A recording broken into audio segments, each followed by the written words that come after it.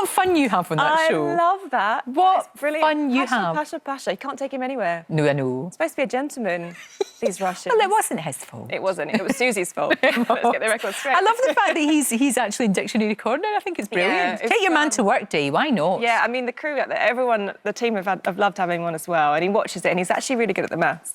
Well, that's good. Yeah, and he's been on tour recently, so he came on at the start of his tour to promote that. And I finally get him back this evening. He's all mine again for a little. Good. About time too. Yeah, look at Isn't it amazing though? You went on Strictly and you met the man of your dreams. I know. It's good, isn't it? I never would have thought of going on Strictly. I mean, I went on because it's my mum's favourite programme in the world. And now we go on holiday and, you know, he's dancing with me, then he's dancing with my mum, then he's dancing with his mum, and he's just spinning us round constantly. Do you still dance, just for fun? On holiday, yeah. On holiday, yeah. I mean, it's better. I mean, if you learn anything from the Strictly experience, it's not particularly nice to be watched and critiqued when you're dancing, but it's so much fun when you're having a cocktail. Of course. You're on holiday, so you're a bit more anonymous in a different country, and then he can spin me around and make me look and he's good. just gliding across the floor in the arms of gorgeous Pasha. I mean, happy days. Have you been over to Russia? I have. Yeah, I went for the first time a couple of weeks ago. Because it's all happening there, obviously, with the football. It is, and I was there, so 2 weeks ago, so there were countdowns and there were, you know, signs towards the fan zones and everything like that, and I went without him, so I got to practice a lot of the language. Right, because you're learning Russian. Yeah, I've been learning for a few years. Good for you, that's great. And it's a beautiful place, the beautiful cities, and it's interesting meeting the people compared to what you hear on the news. Indeed. Politics aside, they do put the politics aside, because even, you know, in Moscow, there's memories of their recent history, Lenin and Stalin buildings and all the rest of it, and they've had a lot worse in recent times. And not half. They're kind of resigned to just ignoring all the politics, ignoring all the news, because they know they can't change it, and they're very warm people. Food are great, and I'm obviously a fan. Well, of course you would be, for goodness sake, absolutely.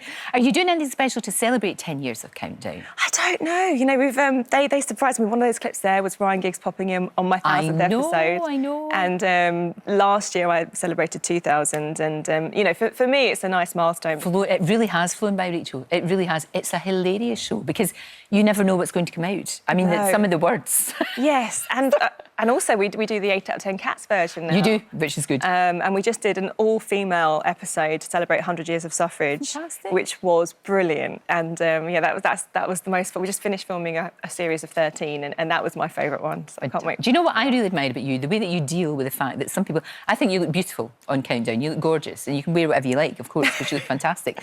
But some people are like, what do they want you to wear? What are you supposed to wear? You know, are you supposed to wear a kaftan and cover yourself up from head to toe? Oh, I don't know. It's ludicrous. I think, you know, papers and online publications, they like printing pictures of the women. It's nothing new. So if they can make a story out of Rachel squeezes into impossibly tight, rather than just, you know, Flaunting. Rachel wears dress while does maths. Why is it always flaunting? It's always the same language. You're not. You're just walking down the road and you're standing in front, you know, doing your job. And sometimes people pick it out. So I played some football for Sport Relief recently, and, you know, Rachel wears impossibly short shorts, and the internet just went, actually, she's just wearing shorts to play football. Shorts. Which is kind of nice, because I don't, you know, I just kind of ignore it. Yeah, that's the best idea. Best idea, just do it. Now, look, World Blood Donor Day. Yes. And we really are flying the flag today. Yes. Some of my fantastic team are giving blood as we speak. Brilliant. They're doing it. And you're going to do it for us later on. I am. Why so passionate about this?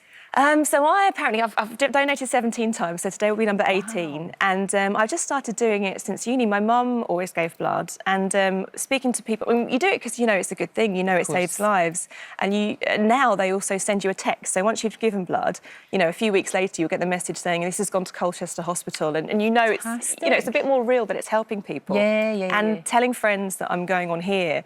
The amount of people that have said, my brother was in a car accident, he needed 17 pints to save his life. My friend had a difficult birth, she needed X amount of pints to save her life. I mean, another friend, the husband just suddenly got a genetic disorder. And again, it's blood that you suddenly need. Yeah. And if you haven't thought about it, if you've never donated, once you've had the blood transfusion, then you realise how vital it is, but then you can't donate. So it's up to the rest of us to kind of give our blood, and it doesn't last forever, so they do need a constant flow. They do need different ethnicities and different blood groups, so it's just a good thing, and it's so easy. It doesn't take any time, doesn't affect your life. There's nothing else that is so simple, so easy, so painless, that you can actually, all of us can be lifesavers. Sadly, because I had a transfusion, I can't now. And I'm really heartbroken about that, because it was something that I felt very proud about doing. And it was like you were doing your bit. You know, you're flying the flag, though, aren't you? I know. You're, you know, a living proof that people need blood and it saves lives. And of course, you get the free biscuits and tea. You must miss that part. I do miss that.